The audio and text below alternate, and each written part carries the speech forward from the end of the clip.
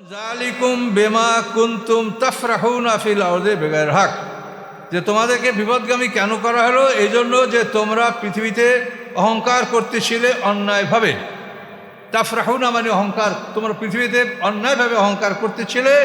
অবেমা কুনতুম তামরাহুন, এবং পৃথিবীতে তোমরা খুব আনন্দ উৎসবের সহিত চলাফেরা করতেছিলে। আনন্দ উৎসব অহংকার এগুলো নিয়েই তোমরা পৃথিবীতে চলাফেরা করছিলে। মাটির দিকে নিচের দিকে তোমাদের নজর ছিল না, সত্যের দিকে তোমরা নজর করো। এই জন্য আজকে তোমাদের অবস্থা হলো। উদখুলু আবওয়াবা জাহান্নামা, এখন জাহান্নামের দরজা থেকে ঢোকো। জাহান্নামের 7টা দরজা, কোন দরজা থেকে ঢুকবে তো নিজেই তুই আসে, ফেরেশতারা সেখান থেকে নিয়ে ঢুকাবে। উদখুলু আবওয়াবা জাহান্নামা, জাহান্নামের দরজা থেকে ঢোকো। আবওয়াব মানে বহু বচন, বাবুন মানে দরজা, তার বহু বচন আবওয়াব, আর তার 7টা দোজক, তো 7টা দোজকের 7টা দরজা। এটা হলো এক একটা জোন, এক একটা ওই জোনের মধ্যে আবার আপনার কার কোনখানে ঘর সেটা আবার আলাদা দোজক আছে। 7টা এরিয়া, 7টা জোনে এদের ভাগ করা দোজকটাকে। খালিদিনা ফিহা, সেখানে অনন্তকাল থাকতে হবে। ফাবেসা মাসওয়াল মুতাকাব্বিরিন, কত নিকৃষ্ট অবস্থান অহংকারীদের। তাহলে আল্লাহ তাআলা অহংকারী এখানে এই জিনিসটা উচ্চারণ করলেন। অহংকার না থাকলেই কিন্তু মানুষ হেদায়েত লাভ করতে পারে। অহংকারের কারণেই মানুষ হেদায়েত থেকে দূরে থাকে, নিজে যা জানে সেটাকে যথেষ্ট মনে করে, অপর থেকে কোনো জ্ঞান অর্জন করার প্রয়োজন মনে করে না, এই অহংকার। আল্লাহ বলেন ফাসবের ইন্না ওয়াদাল্লাহি হাক্কুন, আপনি ধৈর্য ধারণ করুন হে রাসূল, আল্লাহর প্রতিশ্রুতি সত্য। আল্লাহর যে প্রতিশ্রুতি দিয়েছে এটা সত্য, আপনি ধৈর্য ধারণ করেন, আপনি বিজয়ী হবেন, মুসলমানরা জয়যুক্ত হবে, কাফেররা পরাজিত হবে, অপমানিত হবে। আল্লাহর প্রতিশ্রুতি সত্য। ফাম্মা নুরিয়ান্নাকা বা'দাল্লাযী না'iদুহুম, আল্লাহ বলেন যদি আপনাকে আমি দেখাতাম একাংশ যা আমি তাদের সাথে ওয়াদা করেছি, তাদেরকে যে শাস্তি দেওয়ার ওয়াদা করেছি তার একাংশ যদি আপনাকে দেখাতাম, মানে আশ্চর্যজনক, তাহলে আপনি অবাক হয়ে যেতেন যে কত ভয়ঙ্কর শাস্তি আমি তার জন্য প্রস্তুত রেখেছি। আর নাতায়াফান রাখা, অথবা যদি আপনাকে মৃত্যু দিয়ে আমি এটা দেখাইতাম, এটা তো জীবিত অবস্থায় দেখা ভয়ঙ্কর, তারপরও তো আল্লাহ রাসূল মেরাজে দেখেছেন।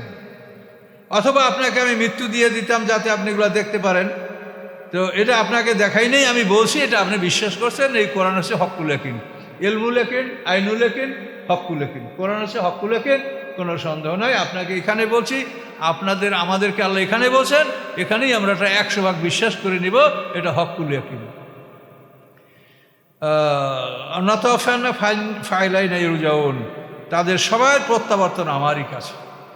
ওরা যে অহংকার করছে, গৌরব করছে, আনন্দ করে বেড়াচ্ছে, আল্লাহ বলেন সবাই আমার কাছে চলে যাবে, সবাই রশি আমার হাতে, সবাই আমার কাছে আসবে। ওয়ালাকাদ আরসালনা রুসুলাম মিন ক্বাবলিকা, নিশ্চয়ই আমি আপনার পূর্বে অনেক রসুল পাঠিয়েছি। মিনহুম মান কাসাসনা আলাইকা, তাদের কতকের বিবরণ আপনাকে আমি দিয়েছি। আমিনহুম মান লাম নাকসুস আলাইকা, এবং তাদের কতকের বিবরণ আপনাকে আমি দেইনি। তাহলে আল্লাহ কি বললেন যে রসুল যা পাঠাইছি তার কতকের বিবরণ আপনাকে দিয়েছি আর কতকের বিবরণ আপনাকে দেইনি। এই জন্য 25 জন রসুলের নাম, নবী রসুলের নাম কোরআনে আসে, আর তাফসিরে আরও অনেক নবী রসুলের নাম পাই, কিন্তু কোরআনে সরাসরি 25 জনের নাম আসে। তা আল্লাহ বললেন যে তাদের কতকের বিবরণ আপনাকে দিয়েছি আর কতকের বিবরণ আপনাকে দেই নেই। এই জন্য আপনারা কখনোই বলবেন না 1,24,000 পয়গাম্বার অথবা 2,24,000 পয়গাম্বার, এটা বলবেন না। তার কারণে আল্লাহ যে বিবরণ দেয় নাই সেটা আপনি কি করে একটা মানে পার্টিকুলার একটা অঙ্ক আপনি বাইর করেন, কি করে করতে পারবেন? আল্লাহ বলছে তোমাকে আমি জানাইনি, তাহলে এটা অজানা, তাহলে বলবো কি অগণিত নবী রসুল আল্লাহ পাঠাইছেন। কিন্তু কত, এটা যদি এরকম 1 লাখ 2 লাখ কান, 1 গুনায় কবিরা হবে। অথচ এটা কিন্তু অনেক লোকে বলে আসছে সমাজে, এখন হয়তো কমতে পারে, কিন্তু এগুলো খবরদার কখনোই বলবেন না যে 1 লাখ বা 2,24,000, কত হাজার আল্লাহ জানে। আল্লাহ বলছেন যে কতকের কথা বলেছি, কতর কথা বলেই নাই, যে আমরা বলবো অগণিত নবী রাসূল আল্লাহ পাঠাইছেন, বাস। আমরা 25 জনের ইতিহাস জানি, এই একজন আর জীবন ইতিহাস শুনলেই তো আমাদের পেট ভরে যায়। এদের ইতিহাসই কম। আমা কানাল রাসূলেন আইয়াতিয়া বিআয়াতিন ইল্লা বিইজনিল্লাহ, কোনো রসুলের পক্ষে সম্ভব নয় যে সে কোনো মুজিজা বা নিদর্শন দেখাবে আল্লাহর অনুমতি ছাড়া। আল্লাহর অনুমতি ছাড়া কোনো রসুল নিজের পক্ষ থেকে কোনো কেরামত না মুজিজা। মুজিজা মানে যেটা মানুষকে দুর্বল করে ফেলে, যেটার সাথে মানুষ মোকাবেলা করতে সক্ষম হয় না, এমন বস্তুকে বলা হয় মুজিজা। মানে আজেজ করে, আজেজ মানে কাবু করা, মানুষকে কাবু করে ফেলে, মানুষ এটার জবাব দিতে পারে না। যেমন ফেরাউন সম্প্রদায়কে কিভাবে কাবু করা হয়েছিল, হ্যাঁ, ফারসালনা আলাইহিম তুফান আওয়াল জারাদ আল কুম্মাল ওয়াদ দাফাদি ওয়াদ দামা, হ্যাঁ, বন্যা, তারপরে পঙ্গপাল, তারপরে ব্যাং, সারপোকা, এভাবে রক্ত, এভাবে 5টা মজা। ফারসালনা তুফানা বন্যা, জারাদা মানে পঙ্গপাল, কুম্মালা সারপোকা, দাফাদা ব্যাং, অদ্দামা রক্ত, পানিতে হাত দিলে পানি রক্ত হয়ে যেত। এভাবে 5টা মৌজার কথা তো এক আয়াতে আছে, আরও 4টে মৌজা অন্যান্য আয়াতে আছে। এই মৌজা যেগুলি আল্লাহ দিয়েছেন, এখন আল্লাহ বলেন যে আমি কোনো রসুলের পক্ষে সম্ভব নয় যে আল্লাহর অনুমতি ছাড়া কোনো মৌজেজা নিয়ে আসবে। তার কারণ আমাদের রসুলকেও মক্কার লোকেরা বলছে মৌজেজা দেখান, তো মৌজা আল্লাহ রসুল দেখিয়েছেন, আকাশের চাঁদকে দ্বিখণ্ডিত করিয়া দেখাই দিয়েছেন, এদের নবুয়তের হিজরতের আগে। এখানে আবু কুবাইস পাহাড় আর এইদিকে কাইকিয়ান পর্বত, এই 2টা পর্বতের এই 2 অঞ্চলের 2টা 4 ভাগ হয়ে 2 দিকে ছড়ে পড়ছে, এবং এমনভাবে আলো আসে যে হেরা গুহার অভ্যন্তরীণ জায়গাটা আলোকিত হয়ে গেছে। এভাবে আল্লাহ রসুল চাঁদকে দ্বিখণ্ডিত করে দেখাইছে, তাতে কিছু হয়েছে? এরপরে ওরা বলছে যে আমাদেরকে মোহাম্মদ সাল্লাল্লাহু আলাইহি ওয়াসাল্লাম জাদু করছে, তো যারা এখানে নাই তাদেরকে জিজ্ঞাসা করব যে দূরের কাফেলা তারা দেখছে কিনা। তো মক্কার অভিমুখী যে কাফেলাগুলি ছিল তারা আসে, তাদেরকে জিজ্ঞাসা, হ্যাঁ তারা আমরাও দেখছি। এ দেখার পরেও তারা ঈমান আনে নাই, তাহলে মুজিজার দ্বারা কী হবে বলে? মুজিজায় কোনো মানুষের ঈমান হয় না। সবচেয়ে বড় মুজিজা হলো কোরআন। এই কোরআনের সাথে কেউ মোকাবেলা করতে পারে না, আর এইরকম কথা কেউ বলতে পারে না। এই যে আপনারা এত কোরআন শুনছেন, কি মনে বলে যে এটা ভালো লাগছে না, আর শুনবো না হয়ে গেল? দেখেন তো এটা কেমন একটা আল্লাহর অলৌকিক বস্তু। হ্যাঁ, ওই আমার এক এলাকায় 2টা তাফসির আমি নিব না, তারপর হুজুর আপনি যদি 20 দিন তাফসির করতেন তাও আমাদের শুনতে মনে চাবে, ও আপনি চিন্তা করেন না। একই এলাকায় মানুষ বলে, যেটা তো আমার ব্যাপার না, ব্যাপার হলো কোরআন। যে কোরআনের সৌন্দর্য এমনই যেটা মানুষ শুনলে কখনো বলবে না যে হয়ে গেছে শোনার না, শুনলেই শুনতে মনে চাবে। আল্লাহর কুদরত। এখন আল্লাহ বললেন যে আপনাকে ওরা মুজিজা নিয়ে পিরাপিরি করে মাঝে মাঝে, তো আল্লাহ জানাই দিলেন কোনো রাসূলের পক্ষে আল্লাহর অনুমতি ছাড়া কোনো মুজিজা প্রদর্শন করা এটা সম্ভব নয়। ফাইজা যা আমরুল্লাহ কুজিয়া বিল হক, অথবা যখন আল্লাহর আদেশ আসবে, পৃথিবী ধ্বংস হবে, মৃত্যু হবে, কুজিয়া বিল হক, আল্লাহ তাআলা ন্যায়সঙ্গতভাবে তাদের মধ্যে ফয়সালা করবেন। তারা যে এত জুলুম অত্যাচার করছে তা বলেও তাদেরকে আল্লাহ মানে যেটা প্রাপ্য তার বেশি শাস্তি দিবেন না, যেটা পাওনা সেইটাই দিবেন। সত্য সহকারে তাদের মধ্যে ফয়সালা করা হবে। খাসেরা হুনালিকাল মুবতিলুন, এবং সেই জায়গাতে বাতিলপন্থীরা ক্ষতিগ্রস্ত হবে। বাতিলপন্থী অর্থাৎ যারা আসমানি কিতাব থেকে বিমুখ, রাসূলের হেদায়েত থেকে, রাসূলের কথা থেকে যারা দূরে সরে গেছে, যারা বাতিলপন্থী, আল্লাহ বলেন সেই দিন বাতিলপন্থীরা সেখানে সবাই ক্ষতিগ্রস্ত হবে। আল্লাহ বলেন আল্লাহুল্লাযী জাআলা লাকুমুল আনামা লিতারকাবু মিনহা ওয়া মিনহা তাকুলুন। আল্লাহ তাআলা তিনি যিনি তোমাদের জন্য চতুষ্পদ পশু সম্পদ দান করেছেন। এই চতুষ্পদ পশু সম্পদগুলি এর মধ্যে কয়েকটাকে আল্লাহ হারাম করেছেন, বাকিগুলো আমাদেরকে আল্লাহ খেতে বলেছেন। শুকরকে আল্লাহ চিরতরে হারাম ঘোষণা করেছেন, আর কয়েকটা পশু বলেছেন অল খাইলা ওয়াল বিগালা ওয়াল হামিরা। খাইলা ঘোড়া, বেগাল খচ্চর, হামির গাধা, এই কটা পশু আল্লাহ খেতে নিষেধ করছে। বলছে এগুলা লেতার কাবু হাজি না, এর উপরে তোমরা সওয়ার হবে এবং এগুলো তোমাদের সৌন্দর্য, এগুলি খাবে না। তো গাধা পালতু মানে গৃহপালিত গাধা খাবেন না, কিন্তু জঙ্গলে যদি গাধা পাওয়া যায় সেটা কিন্তু খাওয়া যাবে, জঙ্গলি গাধা। হুমুরুল হাসি জঙ্গলি গাধা খাওয়া যাবে, কিন্তু পোষা গাধা যেগুলি গৃহপালিত গাধা এটা খাওয়া যাবে না। ঘোড়া, গাধা, খচ্চর এটাকে খাওয়া যাবে না। আর ওই শুকর তো মানে একেবারে চিরস্থায়ী হারামের মধ্যে যে 4টে বস্তু আল্লাহ কোরআন পাকে উল্লেখ করছে। তা আল্লাহ বলেন আল্লাহুল্লাযী জাআলা লাকুমুল আনামা, আল্লাহ তিনি যিনি তোমাদের জন্য চতুষ্পদ পশু সম্পদ সৃষ্টি করেছেন, লিতারকাবু মিনহা ওয়া মিনহা তাকুলুন, তাদের মধ্যেতে কতগুলির উপরে তোমরা সওয়ার হও আর কতগুলি তোমরা খাও।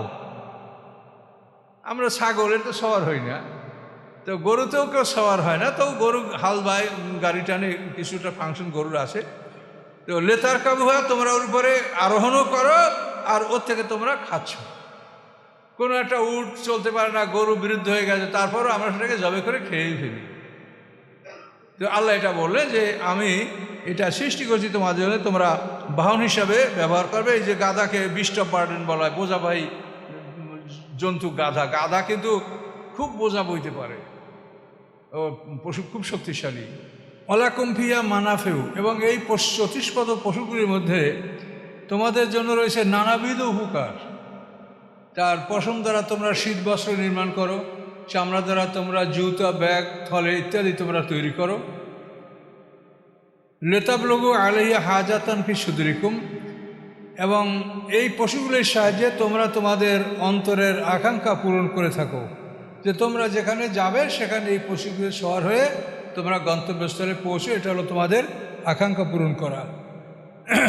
ও আলাইহা আলাল ফুলকে তুহমালুন, তোমাদেরকে এই পশুদের উপরে বহন করা হয় এবং নৌকাগুলির মধ্যেও তোমাদেরকে বহন করা হয়। তোমরা যেরকম পশুকে বাহন হিসেবে ব্যবহার করো, এভাবে নৌকাগুলিও তোমাদের বাহন হিসাবে ব্যবহার করা হচ্ছে। তো ওই যুগে বাস ট্রেন এটা ছিল না, তো এই জন্য আল্লাহ তাআলা এই যেগুলি ছিল সেগুলির কথা বলে আমাদেরকে স্মরণ করায় দিয়েছেন, যেগুলি আল্লাহর নেয়ামত। তো অন্য আয়াতে আছে খলাকনা লাহুম মিন মিসলি মা ইয়ারকাবুন, অন্য আয়াতে কিন্তু আছে যে আমি এর সাদৃশ্য এমন যানবাহন সৃষ্টি করি যে তারা এখনও তা জানে না, এটা বলা আছে কোরআনে। ওয়ুরিকুম আয়াতিহি, আল্লাহ তাআলা তার নিদর্শনগুলি তোমাদেরকে দেখাচ্ছেন। আইয়া আয়াতিল্লাহ তুনকিরুন, তোমরা আল্লাহর কোন নিদর্শনগুলি অস্বীকার করতে পারবে? এই যে দিবারাত্রিটা একটা আল্লাহর নিদর্শন, যে এই দিন যায় রাত আসে, ছোট হয় বড় হয়, বাতাস কিছুদিন দক্ষিণ দিকে প্রবাহিত হয়, আবার উত্তর দিক থেকে প্রবাহিত হয়। এইসব নিদর্শনগুলি আল্লাহর নিদর্শন, এর কোনোটাই আমরা অস্বীকার করতে পারি না। সমুদ্র, মাটি, এগুলি সবই আল্লাহর নিদর্শন। দেখেন, মাটি এমন একটা গুণ দিয়ে আল্লাহ মাটিকে সৃষ্টি করছে, এখানে যদি কোনো অপবিত্র বস্তু মাটির উপরে রাখা হয়, মাটি সেটাকে কীভাবে বিলীন করে ফেলে সেটা থাকে না। আবার ভালো জিনিস মাটির কাছে রাখেন, সে আমানত রাখবে। স্বর্ণ যদি রাখেন তো ওকে মাটি খাবে না, কিন্তু মলমূত্র মাটি খেয়ে ফেলবে। পচা গলা বস্তু মাটি খেয়ে ফেলবে, কিন্তু মাটির মধ্যে তেল আছে, গ্যাস আছে, অন্যান্য পদার্থ আছে, সোনার উপর, এগুলো কিন্তু মাটি খেয়ে ফেলে না। এই যে বৈশিষ্ট্য, কি বৈশিষ্ট্য দিয়ে আল্লাহ মাটিকে সৃষ্টি করেছেন, যে মাটির মধ্যে এই ধরনের গুণ আমরা দেখতে পাই। আবার সমুদ্রের পানি দেখেন, লবণ, সমুদ্রের পানি যে পরিমাণ লবণ, তার অর্ধেক পরিমাণ লবণ যদি আপনার পুকুরে আপনি দেন তো একটা মাছও বাঁচবে না। কিন্তু সমুদ্রে এই কঠিন লবণের মধ্যে ওখানে মাছ আছে, কুমির আছে, অন্য জলজ প্রাণী, হাঙ্গর, তিমি সবই আছে ওই লবণ পানিতে। কিন্তু ওর অর্ধেক পরিমাণ লবণ যদি আপনার পুকুরে আপনি ঢালেন, একটা মাছও বাঁচবে না। তাহলে ওখানে লবণ পানি এত লবণ যে লবণের কারণে সে তিক্ত মনে হয়, তিতা, মুখে দেওয়া যায় না, হাত উজু করা যায় না। তাহলে এটি কী কুদরত আল্লাহ এর মধ্যে দিয়ে রাখছে। আল্লাহ বলেন, এই নিয়ামতগুলি, আমার কুদরতগুলি তোমরা অস্বীকার করতে পারবে না। ভাটা জোয়ার আল্লাহর একটা বড় নিয়ামত। পৃথিবীর যত ময়লা আবর্জনা মানুষ নদীতে ফেলে, সব ড্রেনগুলি নদীর সাথে, তো এই ময়লা আবর্জনাগুলি ভাটিতে, সমুদ্রে সব গিলে ফেলে পেটের মধ্যে ঢুকিয়ে দেয়। এরপরে গরম পানি দ্বারা লবণ পানি দ্বারা সেটাকে পিউরিফাইড করে, পবিত্র করে, জোয়ারে আবার ফ্রেশ পানি সাপ্লাই দিয়ে দিচ্ছে।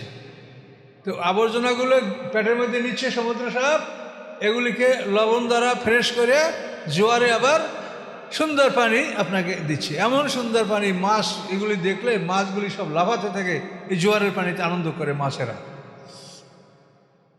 তো আল্লাহ বলেন, আমার কোন নিয়ামতকে তোমরা অস্বীকার করবে? কোনোটাই অস্বীকার করার সাধ্য নাই। কিন্তু মানুষেরা আল্লাহর এই নিয়ামতের দিক চিন্তা করে না, এই পৃথিবীর আবর্জনা, মানে আমাদের চোখের সামনে যেগুলো ভাসে, এগুলির মধ্যে আমরা নিমজ্জিত থাকি। এই যে স্টার, এই যে মোবাইল, এই যে টিভিতে যে সমস্ত অনুষ্ঠান, এগুলি শুধু আমাদের সময় নষ্ট করে। সময় যে কত মূল্য সেটা বুঝবেন মৌত আসলে। মৌত যখন আসবে তখন সকল দলই আজরাইলের কাছে অনুরোধ করবে একটু সময়ের জন্য। মুমিনে ফাসেক যারা, তারা বলবে রব্বি লাউলা আখারতানি ইলা আজালিন করিব, হে আল্লাহ, যদি আপনি আমাকে সামান্য মুহূর্তের জন্য আপনি অবকাশ দেন, ফাসাদদাকা ওয়া আকুম মিনাস সালিহিন, আমি সদকা করব, আমি সৎকর্মশীলদের অন্তর্ভুক্ত হয়ে যাব। আমি হজ করি নেই, জাকাত দেই নেই, আল্লাহর দিনের পথে সম্পদ ব্যয়, আমি সব করবো, একটু সময় দেন। আল্লাহ কি বললেন? আল্লাহ ইউআক্কিরুল্লাহু নাফসান ইযা জা আজালুহা, কোনো মানুষের যখন আজল বা মৃত্যু আসবে তখন তাকে আর অবকাশ দেওয়া হবে না। এভাবে সবাই কাফেরের মৃত্যু যখন আসবে, হাত্তা ইযা জা আহাদাহুমুল মাউত ক্বালা রাব্বিরজিউন, তাদের কাছে যখন মৃত্যু আসবে তখন আল্লাহ রাব্বিরজিউন, আমাকে পৃথিবীতে ফিরিয়ে দেন, আমাকে ওই বর্জাকে নিয়ে যাবে, ওখানে না, আমাকে এদিকে রাব্বিরজিউন, আমাকে ফিরিয়ে দেন। কেন? লাল্লি আমালু সালিহান ফিমা তারাকতু, যে ভালো কাজগুলি আমি পৃথিবীতে ছেড়ে দিয়েছিলাম এগুলি সব আমি করব। আল্লাহ কি জবাব দিচ্ছেন? কাল্লা, কখনোই না। ইন্না কালেমাতুন ওয়া কাইলুহা, এই কথাগুলি বলার তারা বলবে, এ সব কাফেরই বলবে, সময় চাবে, সময় দেওয়া হবে না। তাহলে মৃত্যুর সময় আপনি বুঝবেন সময়ের মূল্য, যে সমগ্র পৃথিবীর সম্পদও যদি আজরাইলকে দেন যে 1 মিনিট সময় দাও, আজরাইল তা দেবে না। কাজে সময় আপনার কত মূল্যবান, এই সময়টাকে কিভাবে নষ্ট করা হচ্ছে, এবং এই সময় নষ্ট করার জন্য যত এই মানে বিনোদনের ব্যবস্থা, রিক্রিয়েশনাল ফাংশন, এগুলি সব শয়তানি কারবার, মানুষের জীবনের মূল্যবান সময় এখানে মানুষ নষ্ট করছে। কাজে এই জন্য সময়ের মূল্য দেন। পৃথিবীর সব জাতি, মুসলমান, কাফের, হিন্দু, ইহুদি, খ্রিস্টান, বৌদ্ধ, সবাই মৃত্যুর সময় ঈমান আনবে, কিন্তু সেই ঈমান আল্লাহ কবুল করবেন না। আল্লাহ সবাই দিচ্ছে, এখন আপনার ঈমান আনবেন, এখন ভালো কাজ করবেন, এটা কবুল হবে। কিন্তু মৃত্যুর আযাব দেখে, আলামত দেখে ঈমান আনলে এটা আল্লাহ কবুল করবেন না, এটা আল্লাহর আইন। মৃত্যুর সময় যদি আল্লাহ ঈমান কবুল করেন তো একটা লোকও দোজকে যাবে না, দোজক একেবারে শূন্য থাকবে। মৃত্যুর সময় সবাই ঈমান আনে। কাজে এই জন্য ওই সময় ঈমান আনলে আল্লাহ তাআলা এটা গ্রহণ করবেন না, কবুল করবেন।